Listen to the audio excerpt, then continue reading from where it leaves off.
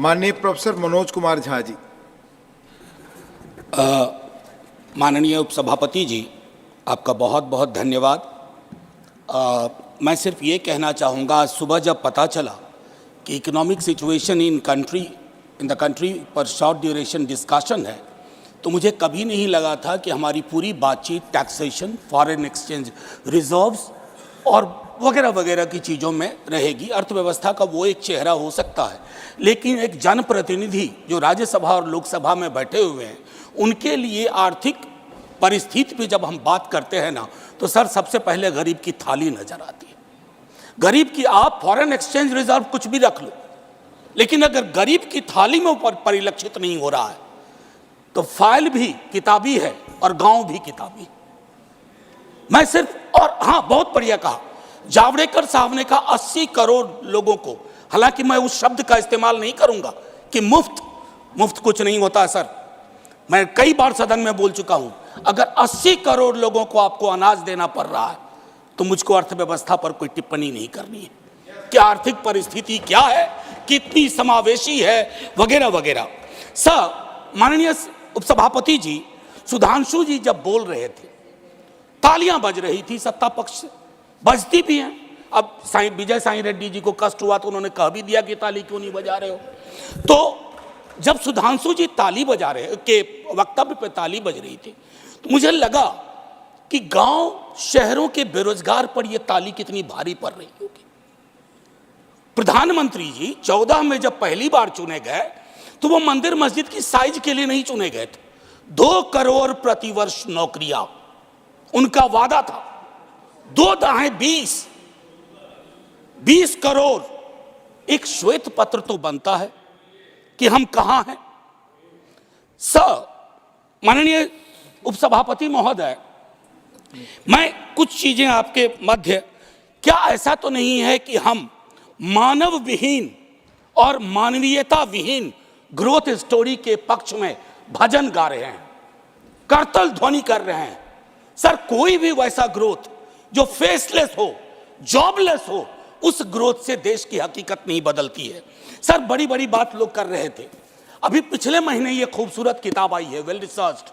आधी किताब में सर रेफरेंस है, ये है अनइक्वल। सर, हम किन देशों से पीछे हो गए हैं पता है? छोड़िए अमेरिका यूरोप की बात, बांग्लादेश और नेपाल इनकम इनइक्वालिटी को एड्रेस करते हुए मानवीय सूचकांक में हमको पीछे छोड़ चुका है। ये है सर दस्तावेज, ये अनइक्वल स्वाति नारायण की। बीते दिनों बिहार में एक जातिगत सर्वेक्षण हुआ।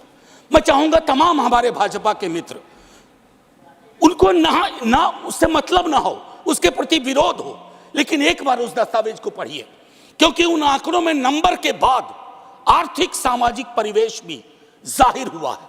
और तब प्रधानमंत्री जी, पुनः ले जाऊंगा 14 में बिहार गए थे, बिहार को स्पेशल स्टेटस की बात वो करके आए थे, हाजीपुर, दरभंगा, पटना।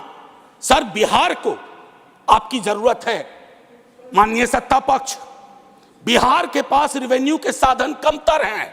बिहार को लेबर सप्लाई स्टेट के नजरिए से मत देखिए, बिहार को स्पेशल स्टेटस दीजिए। क्योंकि अगर आप इस किताब का विश्लेषण करें, सरकार के आंकड़ों का विश्लेषण करें, तो आपको साफ दिखेगा कि बिहार, झारखंड, उत्तर प्रदेश और मध्य प्रदेश देश के बाकी राज्यों से पिछड़ रहा है। उसके अलावा दूसरा पहलू कहता हूं माननीय उपसभापति महोदय, इस किताब में बाबा साहब भीमराव अंबेडकर को धृत किया गया है, नॉर्थ साउथ डिवाइड के संदर्भ में भी। और ये पुरानी बात है सर, एफडीआई को ही देखिए कि नॉर्थ में कितना, साउथ में कितना, तो ये फर्क आपको साफ नजर आ जाएगा। इसलिए मैं कहता हूं कि बिहार को नए नजरिए से देखिए। जो शुरुआत वहां के मुख्यमंत्री नीतीश जी, तेजस्वी जी ने की, आप हैंड होल्डिंग करिए और स्पेशल स्टेटस दीजिए। दूसरी चीज सर, अगर मनरेगा में रूरल डिमांड बढ़ रहा है, तो रूरल डिस्ट्रेस को एक्नॉलेज करिए। उसको एक्नॉलेज किए बगैर बात नहीं बनेगी। उसको डिनाइल से अब कुछ हासिल नहीं कर पाए। पॉवर्टी इंडेक्स पर आपने कई वर्षों से काम नहीं किया। आप आंकड़ों के बारे में, तो सरकार का दृष्टिकोण है कि विश्व के टिम्बकटू में अगर एक आंकड़ा पक्ष का कोई बोल दो तो उसको प्रदर्शनी लगा देंगे। अगर कोई आंकड़ा सरकार को असहज करता है, कहेंगे हम तो इसको मानते ही नहीं है, इनकी तो मेथोडोलॉजी खराब है। साहब नहीं, ये डिफरेंशियल दृष्टिकोण मत रखिए। हंगर इंडेक्स पे खुल के कहिए हम मीट नहीं कर पाए हैं। ये सत्ता पक्ष और विपक्ष का मामला नहीं है, ये मामला है हमारे कलेक्टिव फेलियर का। हमें एड्रेस करना होगा। आपको असल में लग गया सर, बस 1 मिनट लूंगा माफी के साथ। सर, आपको असल में लगता है कि आप इनकम इनइक्वालिटी की बात ना करें, पॉवर्टी रिडक्शन की बात ना करें, अनएम्प्लॉयमेंट एड्रेसिंग की बात ना करें, चुनाव आप फिर भी जीत जा रहे हैं। मैं मानता हूं आपने वो तिलिस्म विकसित कर लिया है कि समस्याओं को एड्रेस किए बगैर भी चुनाव कैसे जीते जा सकते हैं। लेकिन जिन बोतल से निकला ये जिन देश पर बहुत भारी पड़ने जा रहा है। वेल्थ टैक्स को लेकर के, इनकम इनइक्वालिटी को लेकर मैंने कहा वेल्थ टैक्स 16 में आपने अबॉलिश कर दिया। किसानों के बारे में सर मैं कहता हूं, आप कहते हैं शेयर बाजार उछल रहा है, बड़ी तारीफ होती है सर। शेयर बाजार उछले और एक किसान आत्महत्या कर ले, एक युवा बेरोजगार आत्महत्या कर ले, तो आप किस चीज को कहेंगे सर? और कुछ नहीं कहना चाहता। हाशिए के समूहों में पॉवर्टी की जो परिस्थिति है, आप बिहार का डेटा देखिए। आखिरी सर, एक सुधांशु जी बड़ी अच्छी चीजें बता गए, हमें तो लगा कि हम तो बेकार परेशानी है गरीबी से, भुखमरी से। 30 सेकेंड सर। तो मैं आपके माध्यम से अपने मित्रवर को कहता हूं, जब कश्ती साबितो सालिम थी, साहिल की तमन्ना किसको थी?